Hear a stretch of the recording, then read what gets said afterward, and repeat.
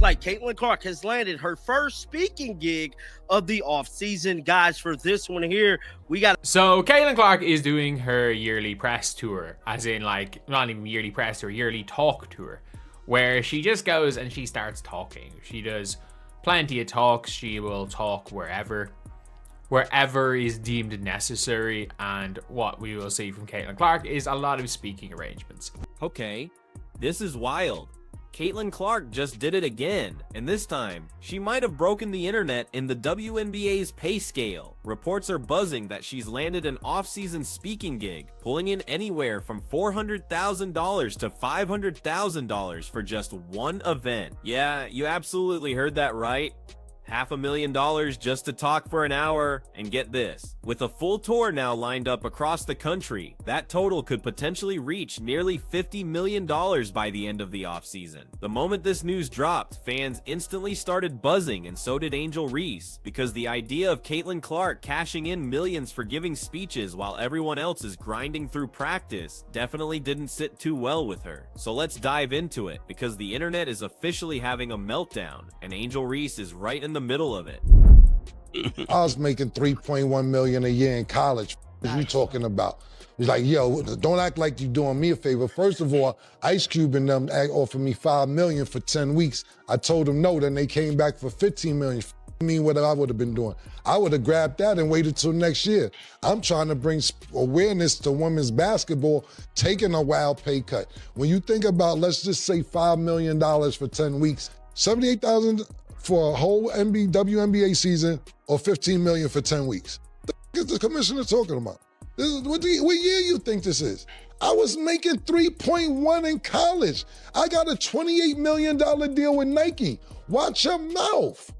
Watch your mouth. Secondly, I don't know this for a fact because I haven't done the due diligence on this, but I can imagine how the ratings dropped since Caitlyn Clark has been hurt. Because she was hurt the last month or two, or however long it was before the season. I was even upset because the Fever actually made it to the semifinals, and Caitlyn Clark wasn't playing. Imagine this murder. Now, mind you, this is her second year. Her team makes it to the semifinals. What them ratings would have... Yeah. Did you know that? But I'm saying, not even being funny, did you know the Fever was in the semifinals? No. Exactly, but I bet Caitlyn wasn't playing. Exactly. If Caitlyn was playing, you would have known that the Fever was in the semifinals. So, yo, I would be like, yo, if I'm Caitlyn Clark, yo, you need to come see me. She actually make the league hot. As much as people like to argue about it, she's what's bringing the eyeballs. I know that people are gonna hate that take, but it's the truth. It's like she's bringing the viewers along with everybody else, but they're coming to see her either win or fail, and that's what's bringing motivating a lot of the interest. Just want to add a stat really quick to back up what you guys are saying. So it was reported that the WNBA viewership went down 55% since her injury, and even for the Fever's national TV games, it was at 1.8 million average viewers, and it went down to about 850,000. So yeah, so you can feel how you want to feel about her. You can feel how you want to feel. This was 50. Listen, 55% is a lot, and Caitlyn Clark's offseason looks absolutely nothing like the rest of the WNBA. While most players are either taking some much-needed time off, hitting the gym for intense training, or signing overseas contracts just to make ends meet, Caitlyn is busy doing something entirely different. She's talking, yep, the biggest name in women's basketball right now doesn't need to travel overseas or risk injuries for extra cash. She just shows up, delivers a powerful speech about her journey, and walks away richer than half the league combined. Her latest event is happening in Jacksonville, and this isn't just some small college auditorium setup. We're talking a full-blown red carpet level speaking engagement with ticket prices that will genuinely make your jaw drop. Fans can snag a basic ticket for about $150, but if you want that VIP experience, that'll set you back a whopping $4,500, and remember, that's just for one single night. His conversations last offseason was Caitlyn Clark $100,000 an hour speaking gigs. Well, I'm here to tell you, she is not taking long getting back to work, raking in the cash, because she has landed yet But here's what you get for that price. You actually get to meet Caitlyn, snap some pictures, and maybe even sit at a dinner table while she shares her incredible story, like how her dad once had to paint a 3-point line on their driveway just so she could practice shooting. And no, that's not a joke or some made-up detail. That's literally a core part of her personal journey, and apparently it's a story that people are willing to pay thousands of dollars to hear. Just think about that for a second. Caitlyn Clark could give that exact same speech 10 times this month and walk away with millions, all without even having to touch a basketball. So it looked like Caitlyn Clark is headed to Long Island Association, bro.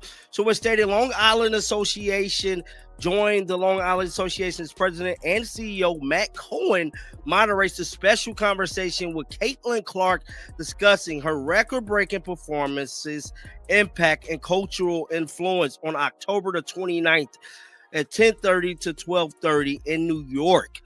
That's why everyone's calling it the Caitlyn Clark money glitch, because she's figured out a way to make more money in one night than most of her peers make in an entire year. For context, the average WNBA player salary hovers around $120,000. Even superstar legends like Aja Wilson and Breanna Stewart pull in roughly $250,000 in base pay. But Caitlyn, she makes double that just by talking for an hour. So it's no surprise that Angel Reese's name instantly started trending after this news broke, with fans noticing Angel had liked a few very interesting posts on social media. One viral post read, "Some players get fouled for free, others get paid for talking." And yeah, that one definitely got everyone's attention. Then another post popped up showing Angel commenting about how some players get media protection like it's part of their contract, which didn't stay up long, but of course the screenshots went viral instantly. Naturally, people started putting two and two together, thinking Angel Reese is once again throwing shade at Caitlyn.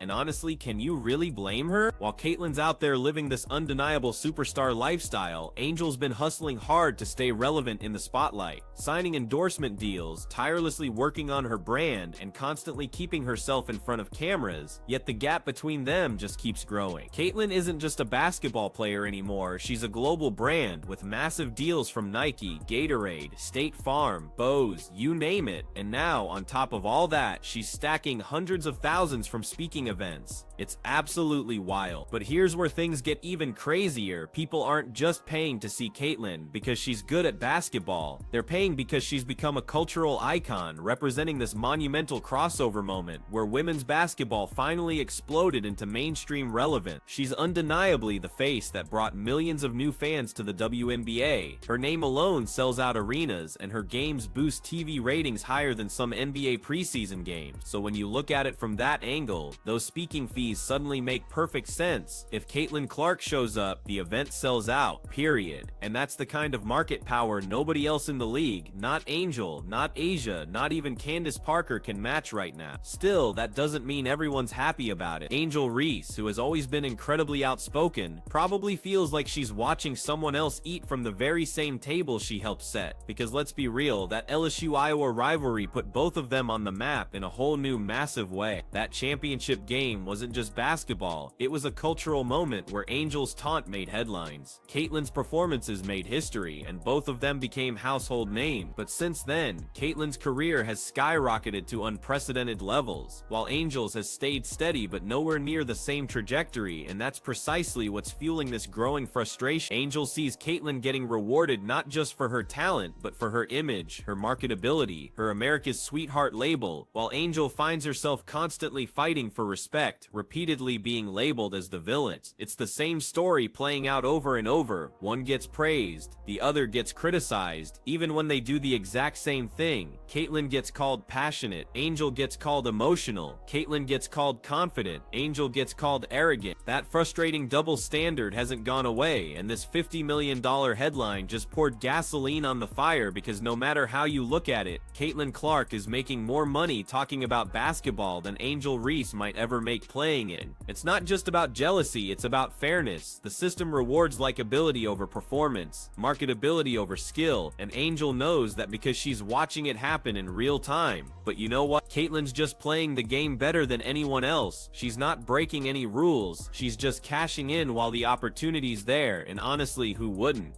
If someone offered you $500,000 to talk for an hour, you'd take that deal with a huge smile too. Caitlyn's smart, she knows her value, and she's not waiting for the WNBA to pay her what she's worth. She's taking it directly from the public, and that's what truly separates her. She's treating her name like a brand, where every appearance, every quote, every sponsorship is all part of a meticulously planned long-term strategy. So while Angel's online throwing shade, Caitlyn's on a stage somewhere, collecting another check, and whether people love her or hate her, she just keeps winning, because at the end of the day, Caitlyn Clark figured out something that took other athletes decades to learn. The real money isn't just in the game, it's in being bigger than the game, and right now, she's proving it one speech at a time. So now that we've really broken down how Caitlyn Clark's money machine works, let's pivot and talk about what this means for the WNBA itself and why it's rapidly turning into a full-blown storm between players, fans, and even sponsors, because Caitlyn's $50 million offseason isn't just a number, it's a mirror, showing everyone exactly how unbalanced the WNBA truly is when it comes to fame, money, and power. Let's start with the undeniable basics. The WNBA has historically struggled financially, with most players making a mere fraction of what male athletes earn, and for years they've been given the same line, the league isn't profitable yet. But now you've got Caitlyn Clark out here, proving that individual players can generate millions all by themselves. Think about it. When Caitlyn plays, ratings skyrocket. When she talks, tickets sell out. When she signs a deal, brands throw money like it's a clearance sale. And if you're Angel Reese, A'ja Wilson, or any other player who's been in the league grinding for years, that's gotta sting a little, because suddenly, one player has become the undisputed face of the league, the brand, and the cash flow, all at once. Now here's where it gets particularly tricky. A lot of fans are quick to say Angel Reese is just jealous, but honestly it's far more complicated than that. Angel doesn't hate Caitlyn, she hates how the system keeps rewarding the same type of player over and over again, with the media consistently treating Caitlyn like she's the only reason people care about women's basketball, and that's the part that truly burned. Because, let's be honest, Angel Reese, Frau J. Johnson, Juju Watkins, and even A'ja Wilson all played huge pivotal roles in this new wave of attention, but they simply don't get the same love, the same sponsorships, or the same easy media coverage. When Caitlyn gets fouled hard, the internet cries about protecting the future of the game. When Angel gets fouled hard, people just call it part of basketball. Do you see the crucial difference? It's not about skill, it's entirely about narrative. And right now, Caitlyn Clark completely owns that narrative. That's why this $50 million rumor isn't just about money, it's profoundly about power, proving that Caitlyn Clark doesn't need the WNBA to succeed, but instead, the WNBA desperately needs her. That's a dangerous dynamic, especially for a league that's supposed to be built on equality and teamwork, because how do you keep your locker room united when one player can make more from one event than the entire rest of the roster combined? It's like playing Monopoly, but one person starts with a full hotel empire, while everyone else is still just rolling for properties. That's exactly how it feels right now, and that imbalance isn't going unnoticed. Fans are now actively questioning if the WNBA is even fair anymore. Not on the court, but off it, asking, is this really about basketball, or just about who the media decides to promote? That's the fundamental question that's driving this entire massive conversation. Now let's talk about Caitlyn herself for a second. She's not out here bragging or showing off. In fact, she's handled all this intense attention pretty calmly. She doesn't post flashy stuff or openly talk about money. She just does her job and quietly cashes her checks. But that quiet confidence, it's exactly what makes people love her even more. And that only adds fuel to the underlying tension. Because when one player gets adored for being humble and another gets criticized for being confident, that tells you a lot about how the public fundamentally sees women athletes. Angel's loud, proud, and unapologetic, the very same traits that get celebrated in male players, but often harshly criticized in women. Meanwhile, Caitlyn's calm and composed, so people quickly label her as classy and professional. Now that's not Caitlyn's fault, but it's undoubtedly part of the reason she gets such an easy ride in the media. And let's be real, this tension has been building since their college days. That national championship game between Iowa and LSU changed everything. It didn't just break ratings records, it split fans right down the middle. Caitlyn became the hero. Angel became the villain, and that storyline has followed them ever since. This new $50 million gig just threw gasoline on it, because now the hero is getting paid like an undisputed superstar, while the villain keeps getting dragged into drama she didn't even start. But here's the twist. Whether Angel likes it or not, Caitlyn's success actually helps her too. When Caitlyn draws this much attention, the entire league benefits sponsors pour in, TV deals expand, and yes, players like Angel eventually end up getting more exposure and better opportunities. So even though Angel's probably fuming right now, Caitlyn's success is slowly but surely raising everyone's paycheck, even hers. It's just incredibly hard to see it that way when your rival's name is absolutely everywhere. And trust me, Caitlyn's name is everywhere. She's in ads, talk shows, interviews, and podcasts. She's booked solid this offseason. Even if half the reports are true, she's making more money than some entire WNBA teams are worth. And the crazy thing is, she's not even in her prime yet. She's still learning the pro game, still adjusting to the physicality, and still figuring out her role in the league. But outside of basketball, she's already completely mastered the business side, and that's something Angel and other players are now starting to realize. Being great on the court simply isn't enough anymore. You have to win the off-court game too. Caitlyn's mastered that. Angel's still trying to catch up. Now don't get it twisted, Angel's still a huge star. She's got major endorsements, she's got personality, and she's got legions of fans who absolutely love her energy. But she doesn't have Caitlyn's universal appeal, and in this media-driven era, that's everything. Because when brands see Caitlyn, they see safety, a clean image that sells. With Angel, they sometimes see risk, a player who might speak her mind too freely. That's why Caitlyn's booked solid and Angel's still hustling for deals. Again, it's not about skill, it's about perception. But here's the truly important thing. The more Angel speaks up, the more people actually listen. And even though her words often come with backlash, she's slowly but surely forcing a bigger, more uncomfortable conversation about fairness and visibility. So while Caitlyn's cashing checks, Angel's pushing for change, even if it's indirectly, and that might just be the real story here.